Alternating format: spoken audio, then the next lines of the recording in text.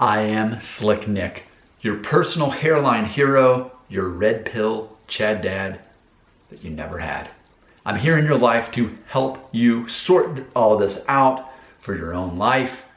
I am living your future, perhaps, as far as committing to buzzing it all off. Not necessarily because you have to, but because you want to. So let's explore this comment that I recently received on a video called Another Look at My Newest Buzz Cut, Widow's Peak Norwood 2.5.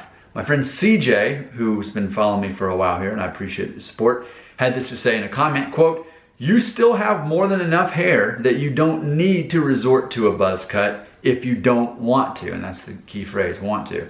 No one has a perfect hairline. Either way, it looks good. So if you like it, more power to you, end quote. So let's sort that comment out. He's saying that I don't need to resort to a buzz cut if I don't want to.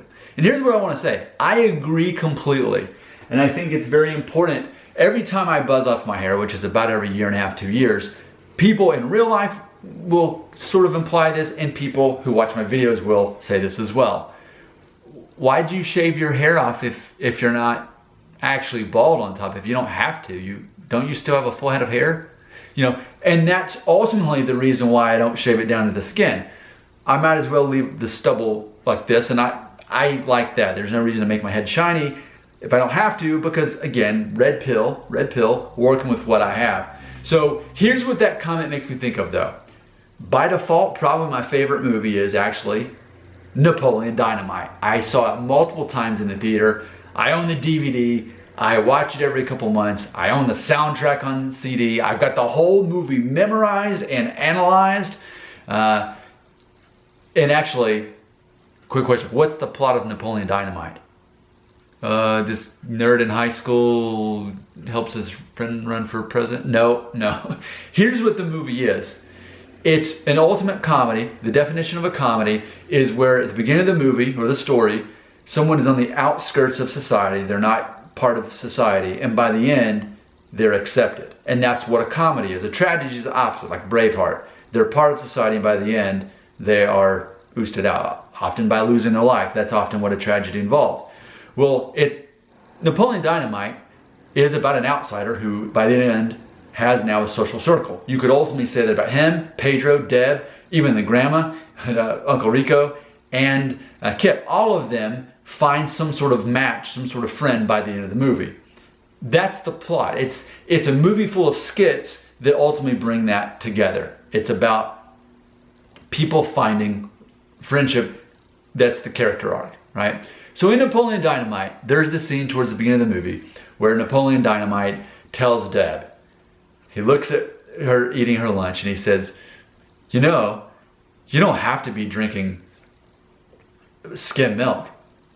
You could totally be drinking 2% or whatever he says. You don't have to drink 2%. You could totally be drinking full fat. Whatever he says.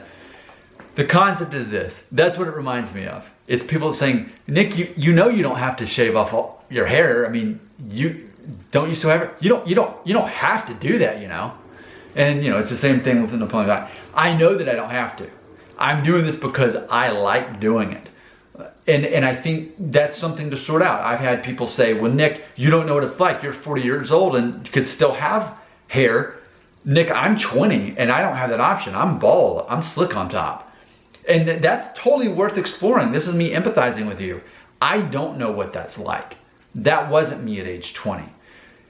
What I will say, being red pill, is we have to look at the bright side of everything. What that's going to do, if you are young and have less hair than me, and are being forced to buzz it off, not by choice like me, it's forcing you to become more confident in your other abilities, like communicating with people, like putting the focus on other people instead of yourself, smiling, working out, taking care of your body, communicating with people, always finding a way to turn the conversation back to them and ask questions about them, figuring out what your skill set is, finding confidence in that, laughing about your perceived shortcomings.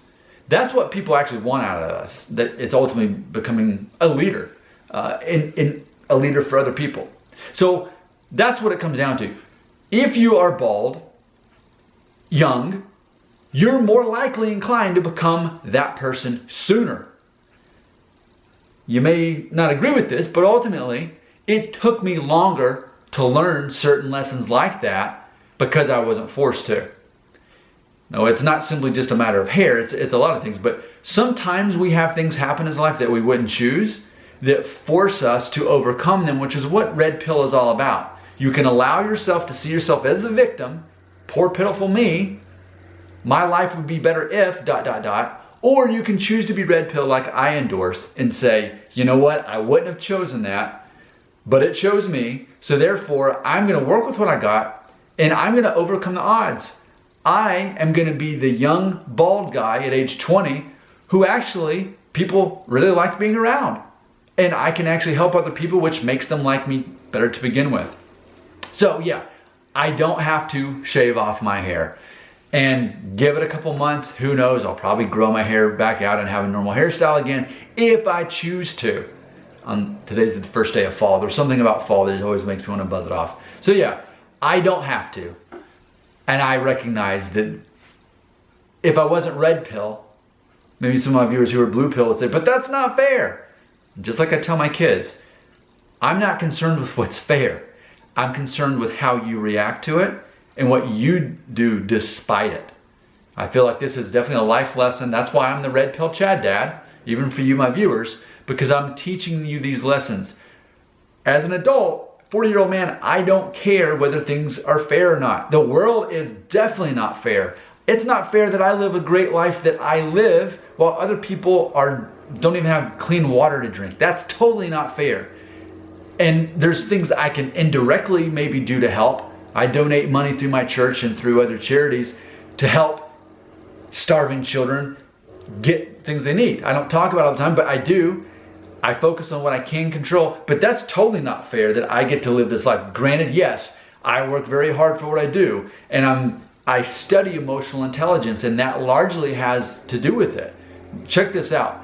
You're more likely to make more money as an adult if you have a higher EQ, which is emotional intelligence level, which is what this book's all about, how to influence, how to win friends and influence people, as compared to just simply having a high IQ. My IQ is not that high. I'm really not that smart, actually, but I understand how the world works. I understand how to communicate with people, and I understand a decent amount about psychology, largely learned from comments from my viewers, largely just from being 40 years old and sorting all this out. But I love being Red Pill. I think it's so cool. And what's more Red Pill than shaving your hair off, whether you have to or not?